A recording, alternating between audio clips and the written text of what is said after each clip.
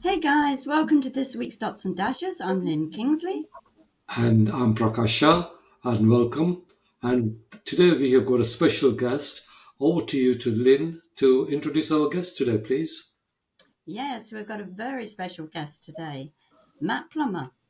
Now, he's interrupting his 18-mile run today to speak to you on a subject that is very close to his heart. I'll leave him to explain, so it's over to you, Matt. Are you well? Good stuff. Right, my name's Matt Plummer. Yeah, all good, thank you. How are you doing? I'm very well, very well. Taking my time out of my park running. So yeah, that's okay. Very, very nice of you to join us today. I'm So very over to you, Matt. honoured to be a guest on your podcast. Okay, my name's Matt Plummer, as they've enlightened you to. Right, Friday the 13th of December, I was involved in a quite serious car accident. I just come out of the doctor's after having my nose checked out, where I virtually cut it off with a Pixar 6-inch stainless steel pipe 9 days before, and then came out of the doctor's and got into a friend's car instead of my car, and then 200 yards down the road, we hit a curb, spun 360 on the opposite side of the road, stopped stationary. Car traveling in the opposite direction said that he couldn't avoid our vehicle and hit my side of the vehicle. I took full impact. So my left leg bone was smashed straight from my hip joint, smashing my pelvis in 7 different places. What was left of my pelvis shoved straight up from the diaphragm, tearing my bladder, spleen, kidney, and puncturing both lungs. On top of this, I had a fractured skull. Full head injury, coma for 16 days. So at 22 years old, I've had to learn how to walk, learn how to talk, learn how to communicate all over again from scratch. And yeah, that's what subject we're going to be going over today, is basically my recovery. So I might look normal, I might sound normal, but it's when you hear about hidden disabilities, this is what it looks like. So yeah, it's but it's been a long road. The specialists at hospital, they said, well, physically you'll get back to normality pretty rapidly, but mentally it's going to take some time. So the subject that I'm going to be going over today is the head injury, and I think it's quite a topic that is in public light quite prevalently, especially in today's day. You've got a lot of MND sufferers. You've got a lot of there's rugby players, there's football players, there's a lot of sportsmen that are finding out that their sport that they love and their sport that they do all the time, professionally as well as amateur, is actually damaging them in some way.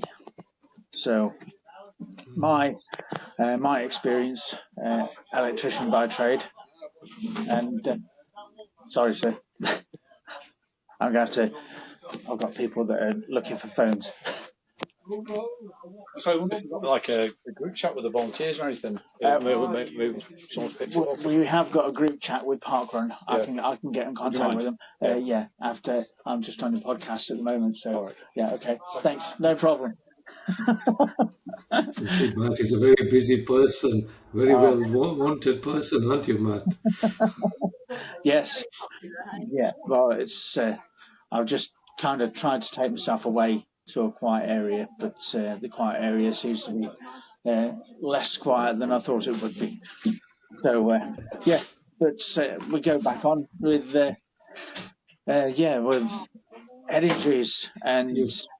and not, well, it's with the specialists telling me that physically I've come back to I would say normality, but I was overheard the people in hospital tell my parents that I'd more than likely never walk again, unaided for the rest of my life.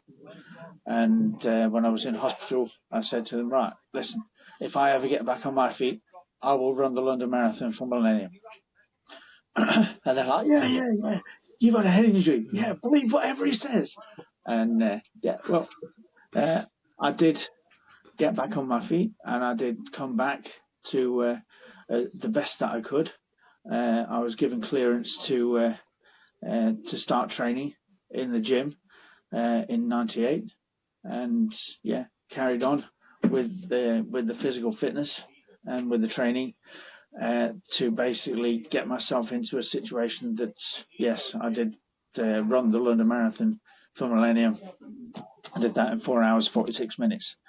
Oh. So, it's just, right, okay. Now, the mental side of the injury has taken a lot longer. So, with the physical side now, physical side has been, the body recovers quite quickly. The mental side has taken a lot longer. And I've tried to go back into my original occupation as being an industrial electrician. I used to wire up all of Asda and Morrison's petrol stations up and down the whole of the UK. I moved on from domestics to commercial, specialising in petrol stations. And basically, my employer kept my job open for me and said, you will come back to us and we'll keep your job open for you. It's like, right, okay. And so I went back to work and scared all my colleagues brickless. And they said, right, well, we've had a word with your colleagues, and in our view, you're not fully fit for full-time employment. I didn't care. I was just up ladders, down manholes. It was just like, nothing's happened to me. I said, all right, okay, and trying to get back straight back, but it just, what really finished it off for me was I was given a whole office floor plan to wire up all of the double sockets. And as an electrician, you need to do things quickly. So you need to go, terminate, test, move along to the next. But I wasn't happy with the testing.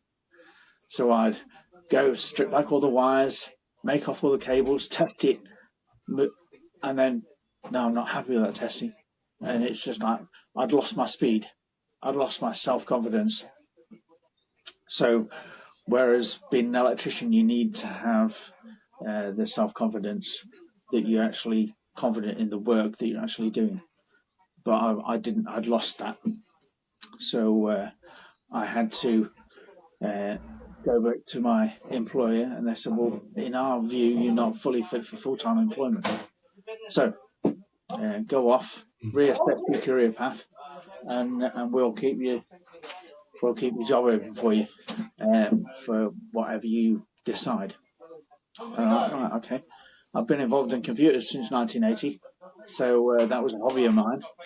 And I thought, right, okay, well, actually, let's turn this hobby and turn it into a career. So went off, got a HNC in computing, then universities were calling. And I was like, well, what are you calling me for? Oh, we want to know, when are you going to start? I said, I've got no A-levels. And they said, no. You've got a HNC, that's worth 2.5 A-levels. Oh, right, okay. Well, if that's worth 2.5, what have you got? So I looked through the prospectus, and the thing that was jumping off the page and fulfilling all the loose ends was forensic computing. So as just like, right, okay, well, let's give it a go. So I jumped straight into the degree, and then came out with a degree in forensic computing. But we were only the second year doing the course. At that point in time, it was that new. So they said, right, well, that's what you can do. and my speciality is industrial espionage. So it's just like, right, okay, so you're looking at the big four. You're looking at PricewaterhouseCoopers, you're looking at Deloitte, you're looking at KPMG. But at that point in time, in 2004, unless you got police or security background, they wouldn't touch you with a barge pole. So it's like, okay, what else can I do? So I was working as a part-time consultant IT manager with a company that stepped forward and said, well, we'll fund you to go through a master's. I said, well, yeah, it's not my industry. And they said, well, do some tests, see if you've got enough mathematical knowledge, and see if the university will let you in. And I did the tests with one of the red brick universities in the UK, and they said, yeah, you've got enough mathematical knowledge, you can jump on board. So I did, and did a master's in process safety and loss prevention. So the head injury, I had to look at normality and finding different ways of getting your head to do the same thing. So with regards to a lot of other people, I have a lot of empathy with a lot of people that also suffer with a head injury and also have issues, say dementia and your other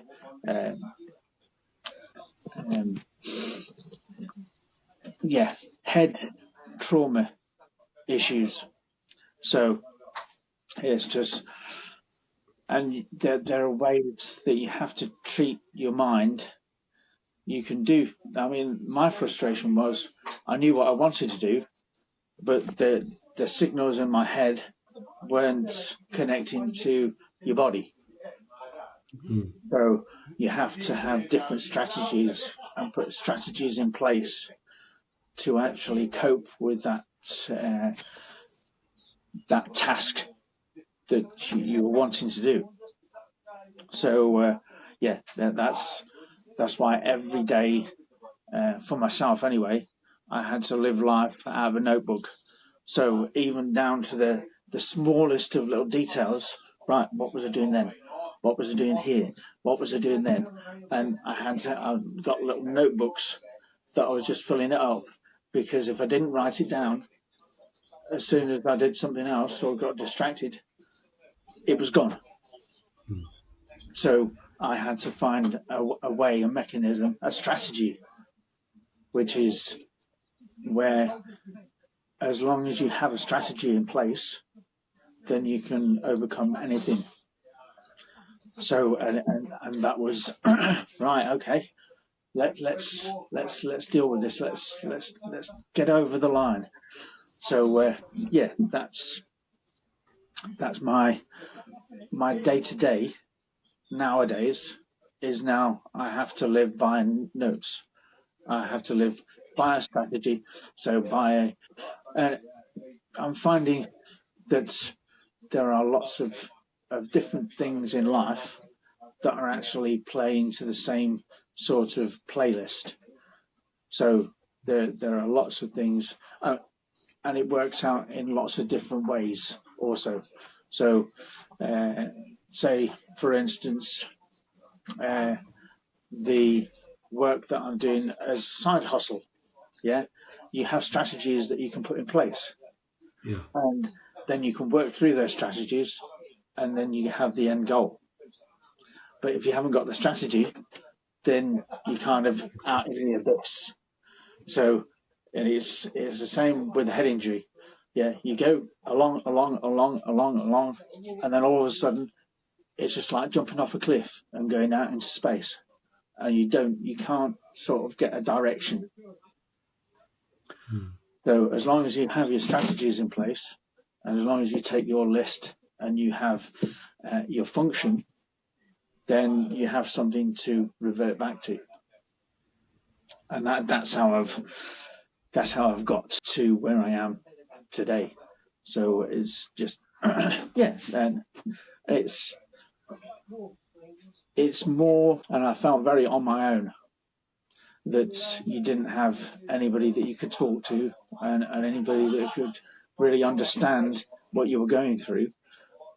And then all of a sudden, everything becomes public knowledge in the press. And it's just like, right, okay. And every time you turn the television on, you start to hear about these people with these problems, these people with those problems. And I thought I was the only one. So, yes, right, okay.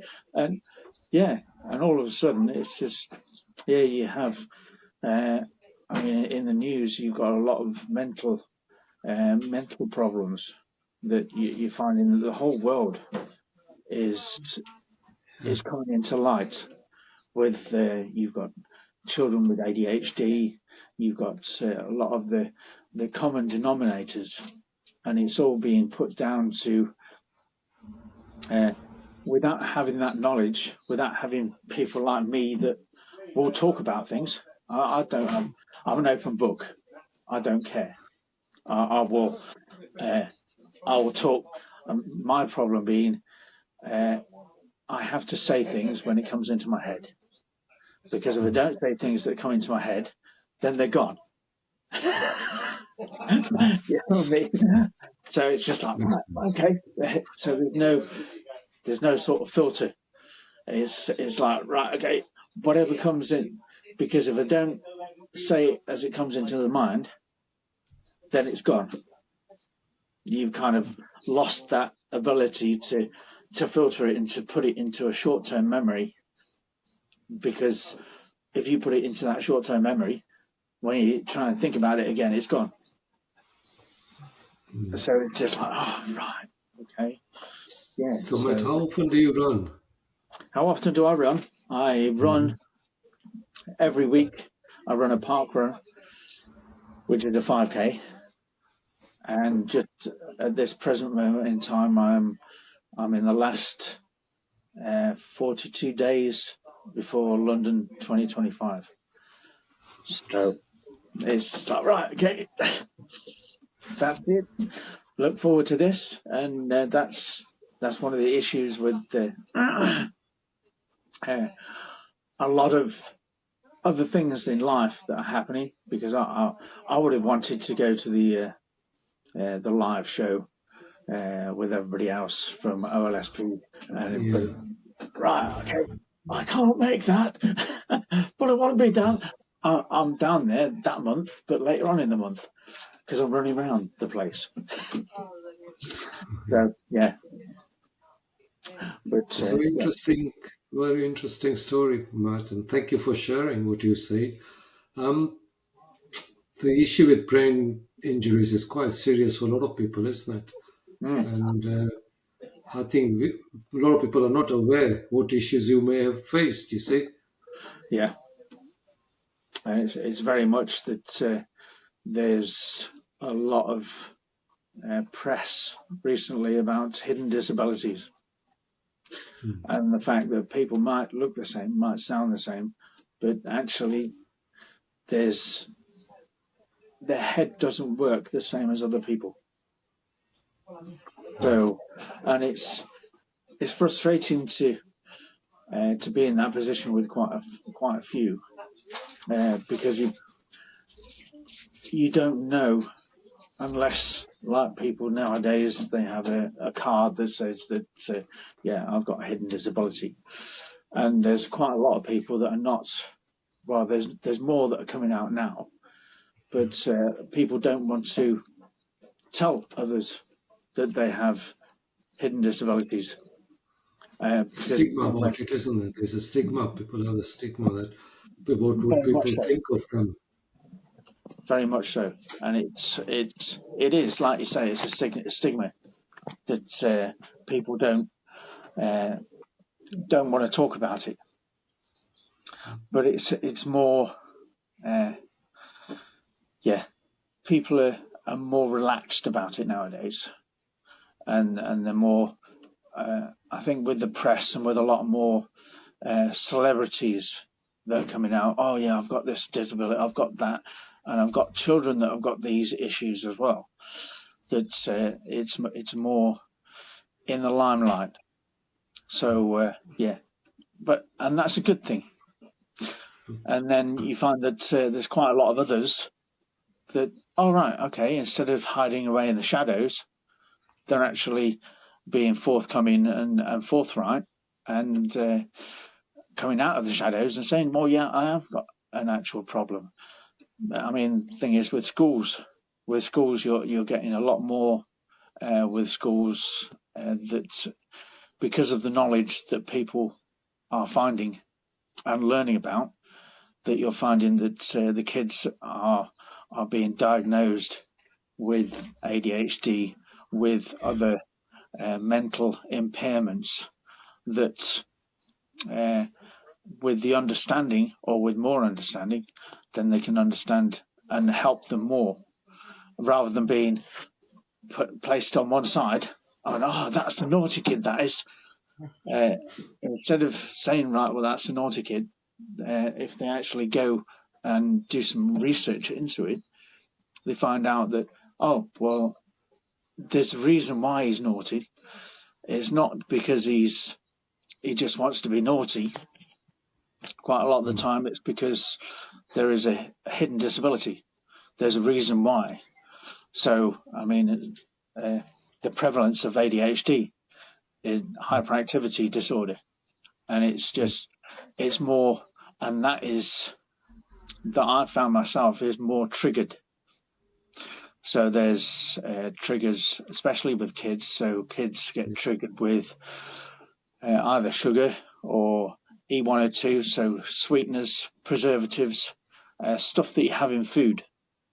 Yeah, is also a trigger. And before, nowadays, we didn't know that before. So if you had kids that were naughty, it wasn't seen as, all right, they must have something else that's causing this. It must be that they're just a naughty kid. Yeah. So, yeah, there were sidelines. Yeah. Okay. Do you know who Shall we end it on that? Yeah. Do you want to stop this now? Oh. Yeah.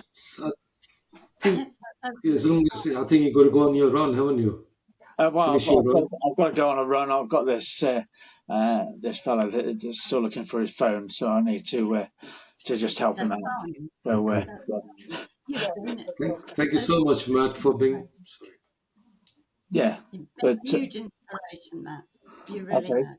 So, but anyway, I mean, the thing is that, look, it doesn't hold you back, and there are things. I've run marathons. I've done 10 marathons in 10 years. So I've raised over £25,000 for charity. I was a London Olympic Games maker for London 2012 for the Paralympics. So it's there's a lot to say that I've kind of knocked on the pearly gates and they weren't open for me. So I've still got some work to do down here first. So yeah, but no. Thank you so much, Matt. Thank you very much. And enjoy the rest of your run. Yes, it's been lovely having you here today. Thank you so much. Thank you, and sorry about the interruptions. So no, it's fine. It makes the podcast go live. That's it. Well, wait until the podcast go live. That's one thing that I said to you. I said, look, I'm not bothered. I'll open book. I don't care if we go live and put myself on the spot. I don't care. I've run around with thousands of people around London, so yeah, it's all good. But no, thanks very much for your time. And thank you. It's well, I haven't made it to the 30 minutes, but I did try. You did. You take care. You have a great day. And okay, thanks, Lynn. Thanks, Prakash. Cheers, Matt. Bye. Okay, bye now. Bye. Bye.